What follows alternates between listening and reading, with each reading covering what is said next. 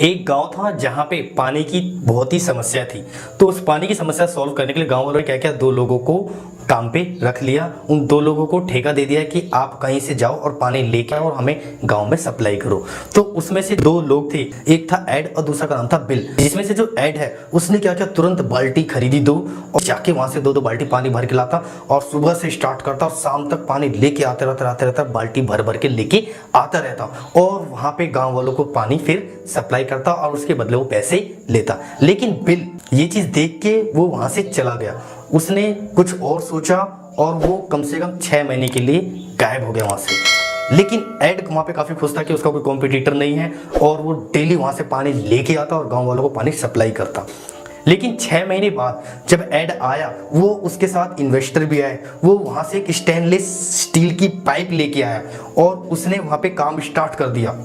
और उस काम को स्टार्ट करने में लगभग 3 से 4 महीने और लग गए और उसने स्टेनलेस स्टील से पानी स्टार्ट किया और वो सीधा वहाँ पे सप्लाई लेके गांव तक पहुँच गया। और वहाँ पे गांव तक पहुँचते ही गांव वालों को उसने बोला कि एड जितना भी पानी देता उस पानी से बिल्कुल साफ और एकदम स्वच्छ पानी मैं आपको दूंगा। और लोगों की कंप्लेन भी थी कि जो एड है लोगों को पानी साफ सुथरा नहीं दे पाता है। क्यों? क्योंकि वहां से बाल्टी खुद भर के लाता है तो पानी में कुछ ना कुछ गिर जाता हो। फिर उसके बाद बिल ने क्या किया, बिल ने कहा कि आपको पानी 24 घंटे 7 दिन मिलेगा। जी हाँ, एड क्या करता था, वो केवल सोमवार से लेकर शुक्रवार तक ही पानी देता था, बाकी शनिवार संडे छुट्टी पे रहता था और छुट्टी पे वो काम बिल्कुल नहीं करता था, जिससे कि गांव वालों को पानी नहीं मिलता था।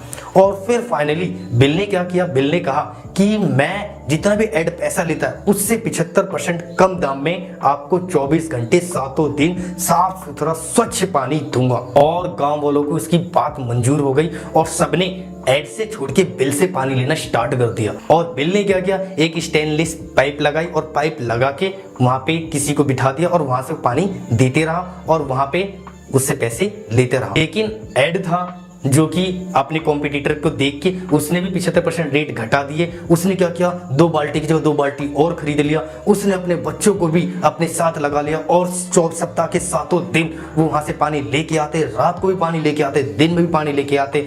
लेकिन वो ऐसी गधा मजदूरी करता रहा।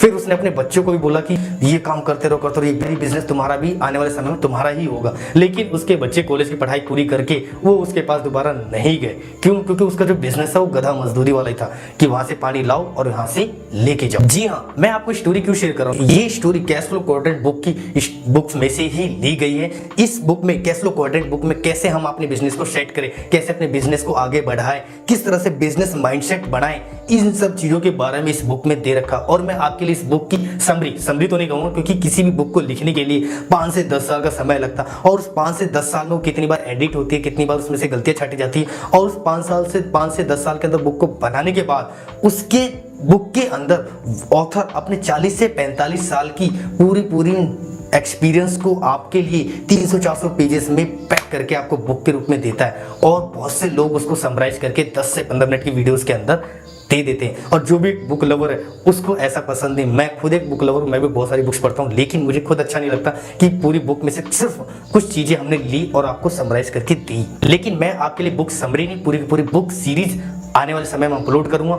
उसके लिए प्लीज चैनल को सब्सक्राइब करें, नोटिफिकेशन बेल को हिट करें और कमेंट में लिखे जरूर कि इस वीडियो का अगला पार्ट कब आएगा, जिससे कि मैं भी आपके कमेंट को पढ़ के मोटिवेट हो जाऊं और इसके वीडियो का अगला पार्ट जरूर दूं, जो कि बुक है cash flow quadrant. Hello everyone, this is Vicky Rajput.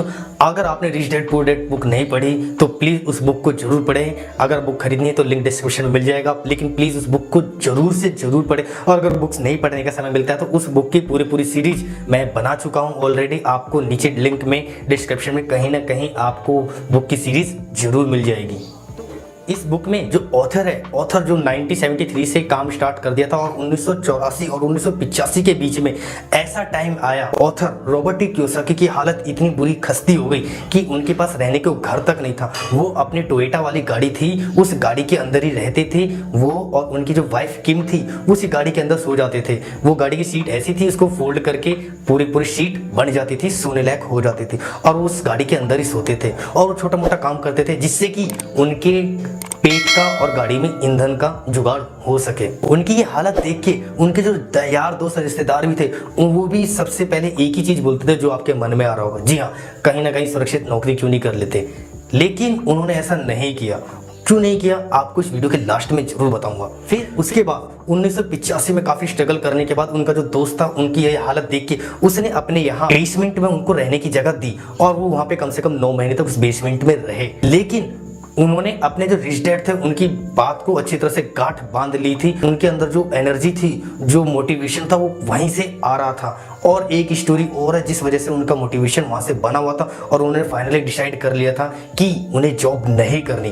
क्यों? क्योंकि कहीं भी नौकरी करना अभी की समस्या को सॉल्व करने के लिए तो ठीक है, लेकिन उसको लंबे समय के लिए सॉल्व करना, नौकरी करना उसका हल नहीं है। उसके रिच डैड ने अच्छी तरह से उनके दिमाग में गांठ बना के बात अटका दी थी। और 1985 से लेके 1989 तक इन 4 सालों के अंदर ऑथर ने बहुत सी चीजें सीखी और 1989 तक आके एक सक्सेसफुल पर्सन बन गए। और उन्होंने ऐसा क्या किया इन 4 सालों के अंदर, उन्होंने किन किन चीज़ों में इन्वेस्ट किया, कौन कौन से बिजनेस स्टार्ट किए, क्या क्या चीज़ें उन्होंने अप्लाई करी अपनी लाइफ में इन 4 साल के अंदर ही, जो कि एक सक्सेसफुल पर्सन बन गए। इन सभी चीज़ों के बारे में हम जानेंगे जरूर इस बुक की कंप्लीट सीरीज के अंदर। सीरीज का अगला पार्ट के लिए प्लीज़ चैनल को सब्सक्राइब करें और कमेंट में लिखे जरूर और एक लाइक करके मेरा हौसला जरूर बढ़ाएं, जिससे कि मैं इसकी अगली वीडियो का पार्ट जल्द से जल्द आपको दे सकूँ। ऑथर की हालत बिल्कुल खस्ती थी 1985 में, जब सभी लोगों ने उनसे एक ही बात बोली थी कि तुम नौकरी क्यों नहीं कर लेते। लेकिन उन्होंने नौकरी क्यों नहीं करी? जी हाँ, उनके जो रियल डैड है, जो कि एक अच्छे हाई क्वालिटी ग्रेजुएट इंसान है, पीएचडी होल्डर है, जो कि एक अच्छे सरकारी कर्मचारी हैं, जिनकी सैलरी अच्छी खासी है, लेकिन वो हमेशा पैसे के मामले में पैसे की तंगी से जूझते रहे। जैसे जैसे उनकी उम्र बढ़ती गई, उनकी ऊर्जा कम होती गई, काम करने की क्षमता कम होती गई। जैसा कि आप लोगों को सबको पता है कि जैसे जैसे हमारी उम्र बढ़ेगी, हमारी भी काम करने की क्षमता कम हो जाएगी। और जैसी वो उनकी उम्र बढ़ी तो उन्होंने क्या किया, रिपब्लिकन प्रेसिडेंट के लिए चुनाव लड़ने का फैसला किया और अपने बेटे ऑथर को फोन करके उन्होंने कहा कि बेटा, मैं इस चुनाव में लड़ने के लिए जा रहा हूँ। ऑथर ने कहा अपने डैड से कि डैड, आप ऐसा क्यों कर रहे हो? आपको पता है कि आप चुनाव नहीं जीत पाओगे, रेगुलर चुनाव जीतते हैं, उनके पास पैसा है और वो चुनाव आराम से जीत जाएंगे। लेकिन उसके पिताजी ने मना कर दिया कि नहीं, मैं चुनाव जरूर लड़ूंगा, चाहे कैसे भी लड़ूं, मेरी अंतरात्मा नहीं मान रही है। फिर भी ऑथर ने दोबारा उनको समझाने की कोशिश करी कि प्लीज क्यों आप ये चुनाव लड़ना चाहते हैं। फिर ऑथर ने कहा कि क्या आपके जो मित्र हैं, जो आपके बॉस हैं, क्या वो करप्ट हैं? लेकिन उसके पिताजी ने मना कर दिया, नहीं, कि वो करप्ट नहीं है, वो एक अच्छे इंसान है। और जो ऑथर के जो डैड है, रियल डैड है, वो एक अच्छे आदमी थे, वो कभी किसी के बारे में बुरा नहीं बोलते थे। फिर भी उन्होंने फाइनली उनको फ़ोन करके कहा कि मैं चुनाव लड़ने जा रहा हूँ। और जैसा कि उनको पहले से ही पता था कि वो चुनाव हारेंगे और वो चुनाव हार गए। और चुनाव हारने के बाद जो उनका ओपोनेंट था, जो उनका विरोधी था, उसने उन्हें गवर्नमेंट की नौकरी से निकलवा के उनको ब्लैक लिस्ट करवा दिया ताकि कोई भी गवर्नमेंट जॉब आगे ना मिल सके। और उनकी उम्र 55 साल की हो चुकी थी। अब ऑथर के डैड 55 साल के होने के बाद उन्होंने कई जगह कंपनी में ट्राई किया, कई अलग अलग जगह पे काम करना शुरू किया, लेकिन उनकी सैलरी वो सैलरी के बराबर नहीं हो पा रही थी। आप लोग खुद सोचो कि कहीं भी आपने अपनी लाइफ के 10 से 15, 20 साल, 25 साल, 30 साल नौकरी करी और वहाँ पे आपकी सैलरी धीरे धीरे धीरे इंक्रीमेंट हुई। मान लो मैं ही आज कहीं 20,000 की नौकरी करता हूँ और अपने आने वाले 50 साल 60 साल तक वहाँ पे नौकरी करता हूँ, तो मेरी भी सैलरी 40 से 45,000 हो जाएगी। लेकिन अगर मुझे वहाँ से निकाल दिया जाए और फिर मैं किसी और कंपनी में जाऊँ तो कोई मुझे 40 से 45,000 क्यों देगा?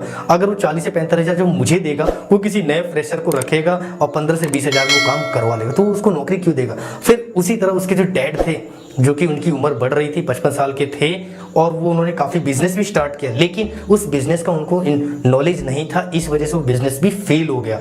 और उनके पिताजी की ऐसी हालत देख के ऑथर ने मन में ठान लिया कि उन्हें ऐसी हालत नहीं करनी है। और इसी तरह उसके दूसरी तरफ जो उनके रिच डैड है, रिच डैड मतलब उसके जो माइक है, फ्रेंड है माइक के जो डैड है, रिच डैड, उन्होंने अपनी लाइफ की पढ़ाई भी पूरी नहीं करी। उन्होंने अपनी 10वीं की पढ़ाई भी पूरी नहीं करी, वो भी अधूरी छोड़ दी। और अधूरी छोड़ने के बाद काम में लग गए, जो बिजनेस में लग गए और अपने बिजनेस को धीरे धीरे एक्सपेंड करने लग गए। और आज की डेट में जब उनके डैड, जो कि उनके रियल डैड है, वो आज की डेट में पैसे की तंगी से जूझ रहे हैं और पैसे की तंगी की वजह से उनके शरीर भी कमजोर होता जा रहा है। लेकिन इसी के विपरीत तरह के जो रिच डैड, माइक के जो फ्रेंड डैड हैं, वो आज के ज़माने में उनके पास ढेर सारा पैसा है और तो और समय के साथ बढ़ते बढ़ते उनकी एनर्जी और बढ़ती जा रही है। क्यों? क्योंकि अच्छा खा रहे हैं, अच्छा पी रहे हैं, तो एनर्जी भी और बढ़ेगी। उनके पास हेल्थ भी अच्छी है, उनके पास पैसा भी अच्छा है, नौकर चाकर है। तो उन दोनों के बीच ऐसा क्या डिफरेंस है? जो उसके डैड ने नहीं करके उनके रिच डैड ने किया। और ऑथर के जो रिच डैड है उन्होंने उनको अच्छी तरह से समझा दिया था कि किसी भी समस्या का हल नौकरी नहीं है, आपको बिजनेस करना होगा। आपको अगर अमीर बनना है तो आपको बिजनेस करना होगा, इन्वेस्टिंग सीखनी होगी, अपने एजुकेशन पे काम करना होगा। अगर आप एजुकेशन पे काम नहीं करोगे तो आपके साथ भी वही होगा जो आपके पिता के साथ हुआ है। तो वहाँ पे ऑथर ने पहले ही सोच लिया था कि वो जॉब नहीं करेंगे चाहे वो कुछ भी हो जाए। उसी मोटिवेशन को लेके उन्होंने अपनी लाइफ की शुरुआत करी और 1985 से लेके 1989 तक वो एक अच्छे खासे पैसे वाले बन चुके थे, लेकिन अच्छी तरह पूरी तरह अमीर नहीं बने थे, जिस वजह से कि वो रिटायर हो जाए और उनको कभी काम ना करना पड़े। लेकिन इतने अच्छे खासे सक्सेसफुल पर्सन बन चुके थे लोगों की नज़र में कि हाँ ये अच्छे खासे पैसे कमा रहे हैं। ऑथर के जो रिच डैड है उन्होंने उनको स्पष्ट क्लियर कहा था कि मैंने तुम्हें तुम्हारी बिजनेस की बेसिक चीज़ें, बुनियादी चीज़ें तुम्हें सिखा चुका हूँ, अब इनका उपयोग करो और आप इससे भी बड़े अमीर बनो। और वहाँ पे ऑथर ने फाइनली डिसाइड कर चुके थे कि वो भी अमीर बनेंगे। और 1985 से लेकर 1989 तक उन्होंने 4 साल के अंदर ऐसा क्या किया जिसकी वजह से उनका बिजनेस ग्रो हुआ, एक सक्सेसफुल पर्सन बने। इन सभी चीज़ों के बारे में हम पूरी सीरीज में सीखेंगे।